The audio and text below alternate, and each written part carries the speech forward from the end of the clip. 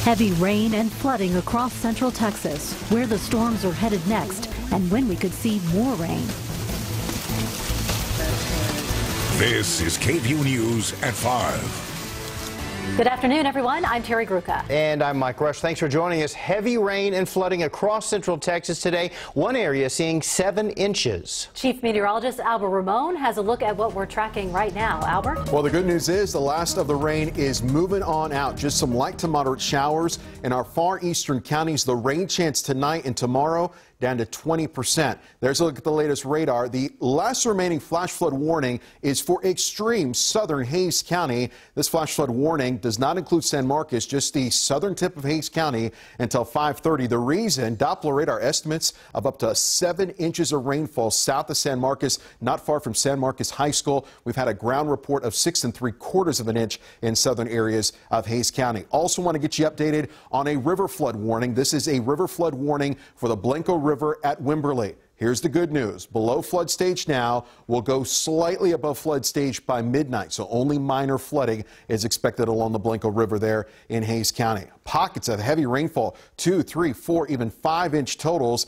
Not so much, though, in the city of Austin. Only 1/3 of an inch since midnight at Camp Mabry, 1/10 of an inch at the airport. Smaller rain chances for the rest of the week. Turning up those rain chances, though, as we head into the weekend. We'll have a look at your full forecast coming up. Thanks, Albert. And check this out. Some of our best images coming from San Marcos earlier today.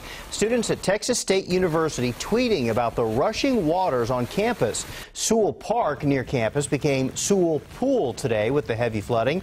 And some people in Lantana were sweeping out water after it got inside. KVUE's Rebecca Trejo is live in San Marcos tonight, where classes were canceled today at Texas State.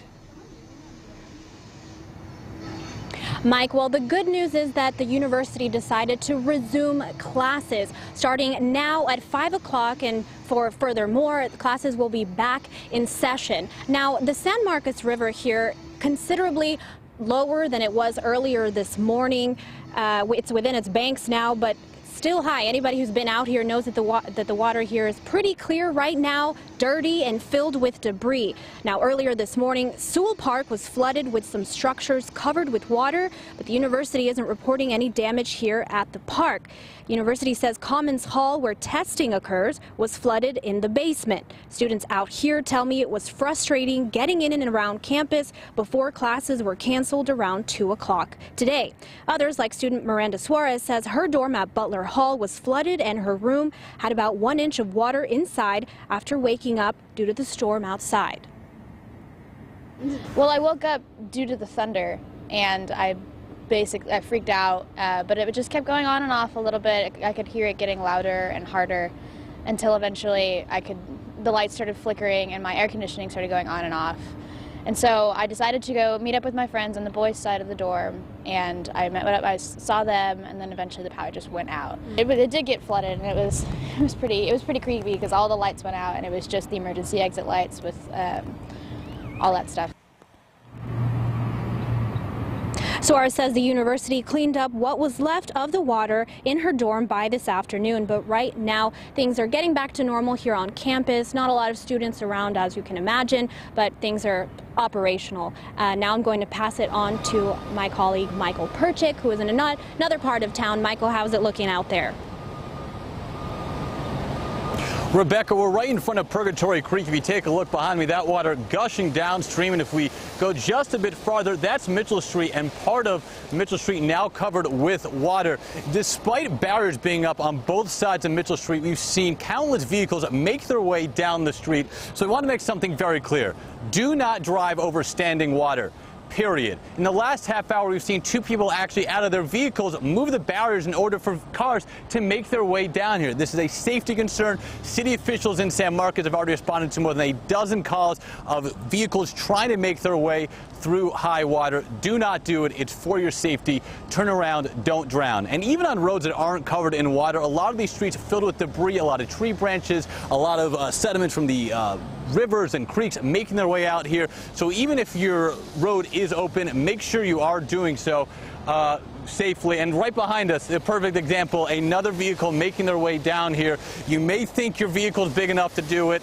In some cases, right here, they're fortunate they weren't caught. But do not do it. It is for your safety. Turn around, don't drown, and do not stop in standing water like these people are right here. I'm Michael Perchik, live in San Marcos. Back to you. Nothing like a camera to get them to scoot along as well. Parts of Belden dealing with heavy flooding this afternoon. Here was the scene at Yeti Polk Park.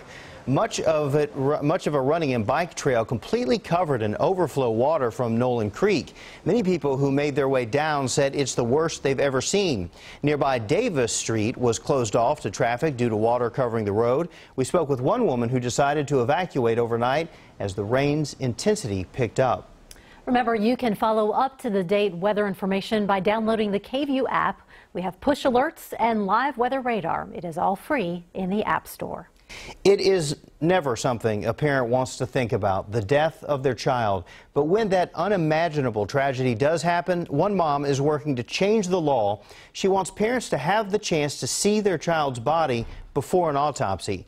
KVUE's Christy Millward is live at the Capitol where lawmakers talked about this today. Christy?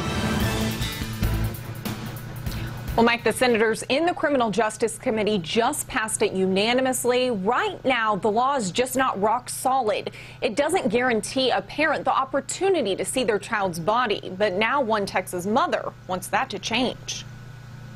A little boy who loved horses, had a big smile, and enjoyed being goofy, and a mother coping with the loss of her 7-year-old. It destroys you. Wyatt McDaniel died almost 4 years ago when a sand pile collapsed on him and suffocated him. He was taken to the hospital where he was pronounced dead, but his mother, Laura McDaniel, says she wasn't allowed to see his body. They actually snuck him out of the hospital to the medical examiner's office while I was sitting in a room waiting to see him. She says it still haunts her to this day. By the time we were able to see him 3 days later after autopsy, it wasn't him anymore. She wonders if one more motherly touch would have woken him up. It's hard to walk away from the hospital being told that your child that you've never been away from before has died and just leave him there and not have any visual confirmation of what they're telling you is true. So she's pushing for Senate Bill 239, also known as Wyatts Law, which would allow for a parent to see their child's body before an autopsy. I just believe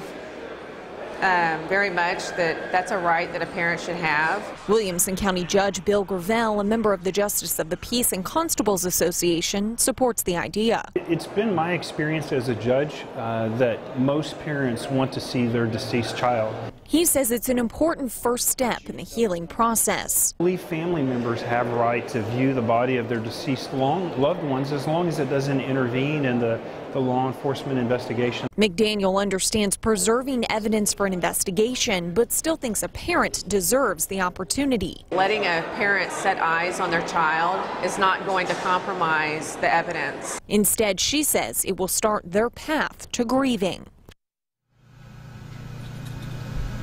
As part of the bill, certain circumstances would force the parent's visit to be supervised by law enforcement. Now, since the bill did just pass the committee, it will now go to the Senate floor. Live at the state capitol, Christy Millward, KVUE News. Thanks, Christy. A memorial outside the San Bernardino Elementary School continues to grow one day after a deadly shooting. Overnight, members of the community gathered for a prayer service and candlelight vigil for the teacher and student killed. Authorities say the gunman walked into the school, opened fire in a classroom, shooting and killing his estranged wife before turning the gun on himself. The 8-year-old student died in the hospital from his injuries. Investigators are still searching for a motive, but did say the gunman had previous accusations of domestic violence. Relatives say it was enough for the couple to divorce. We thought he was a fine person until they were married, and then he showed the other side of him, which we never had seen before. School officials say the campus will remain closed the next few days. Secretary of State Rex Tillerson is in Moscow for high-level talks. The meetings come after last week's U.S. missile strikes on Syria.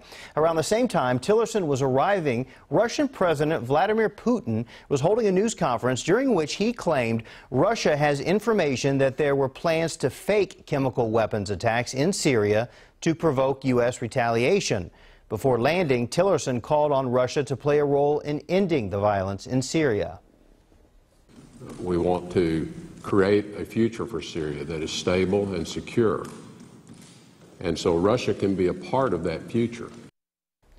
Meanwhile, Turkey says test results conducted on victims of a chemical attack confirm that sarin gas was used. Turkey's health minister says Syrian President Bashar Assad should be put on trial as a war criminal. Straight